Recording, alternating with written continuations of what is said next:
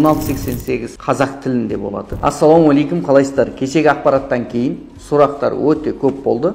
Негізгі сұрақтарға жауап ретінде мен төмендегі ақпараттарды сіздерге айтқым келеді.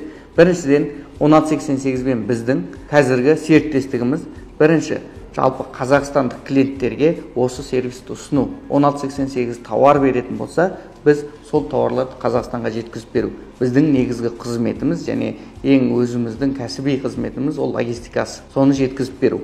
Ал енді 1688 қазақ тілінде болады. Бірінші нәрсе. Екіншісі, ол бізбен жұмыс барысында арнайы біздің приложенияның ішінде болатын болады. Тіркелу жолдары барлығы оңай. Қазіргі біздің жаңа постта қалай төлем жасап ататын болсаңыз, ол жерде де солай төлем болатын болады. Картаңызды тіркеп, қазақстандық картамен төлем жасай аласыздар. Бұл барыстарды қалай істеу керек екендігін біз сіздерге әр шарттармен толық түсіндіретін боламыз. Құдай қаласа алдыда біз 1688-ден қалай жұмыс жасау туралы сіздерге жол картасын ұсынып, бұлай жасаймыз дейміз.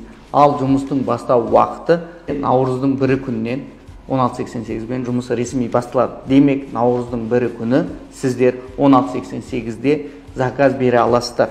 Бір шықтап болса да, көптен болса да заказ бере аласыздар. Бұмен тоқтап қалмаймыз. Осы айда сіздермен осы ақпараттар толықтай